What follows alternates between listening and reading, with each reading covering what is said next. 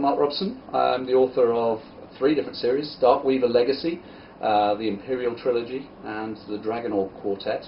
And now new upcoming series starting with the Devil's Triangle, which will be a trilogy of Bermuda Triangle thrillers. Well, the Devil's Triangle is an old name for the Bermuda Triangle, and when I was looking at what I was going to write next, I suddenly realised that nobody had done anything much in fiction with the Bermuda Triangle for a very long time. And I thought it'd be fun to write an action-adventure with the Bermuda Triangle as the central mystery, if you like, for the story. So, but I tried to put a very different spin on it, whilst taking in all the original legends and things that people have supposedly noted out there in terms of anomalies. So I really want to just make it an action-adventure series that perhaps sort of explains a little bit about the history behind the Bermuda Triangle, whilst enjoying a real romp of an adventure at the same time.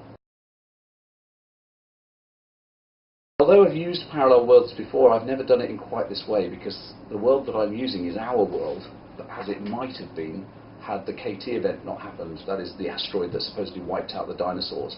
And so I very much want to explore what the world might have been like if we still had dinosaurs today. How would they have evolved? What would they have achieved in terms of progression? And would they have actually developed their own technology eventually in the way that mankind has?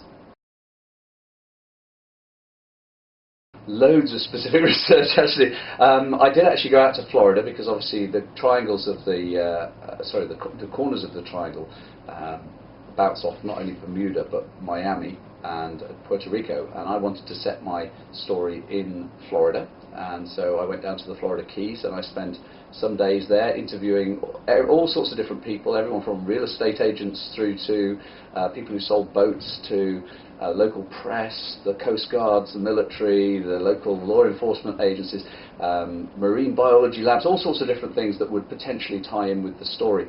And aside from that, obviously I read loads of books about the Bermuda Triangle, got into all the mysteries. It's definitely one of those things where the more you know about the mystery, perhaps the less mystery there is in it. So you have to be a little bit careful not to go too far.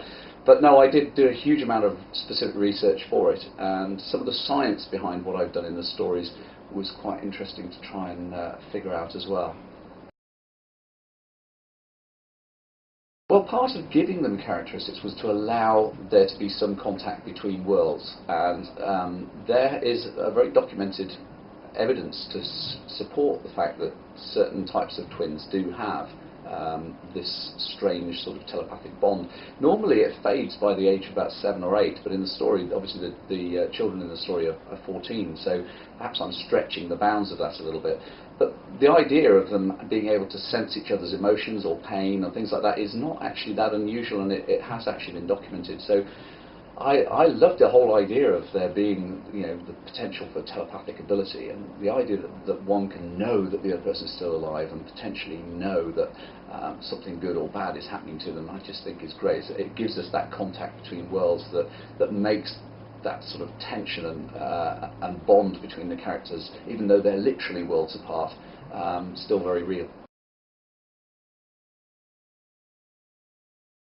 Well, the Devil's Triangle, it's the phenomenon that I actually create in the Devil's Triangle is duplicated on the other side of the world. If you read books by Charles Berlitz, he wrote another book called The Dragon's Triangle, which is set actually off the coast of Japan, and it's almost an identical sort of area, if you like, of mysteries, with things disappearing and strange events. So what I'm going to do is take in legends from around the world as the series progresses, and say, well, the event that's happening in the Bermuda Triangle is just a concentrated event that's actually happening more dispersed over water in other parts of the world.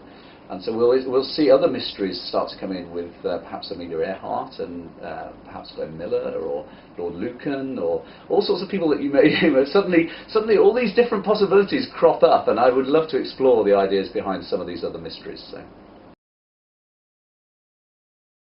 It's a difficult one, because I've flown through the Bermuda Triangle many times as a pilot when I was in the Air Force. I never actually saw anything unusual while I was out there, or experienced any unusual phenomenon, but that's not to say that there haven't been unusual events out there.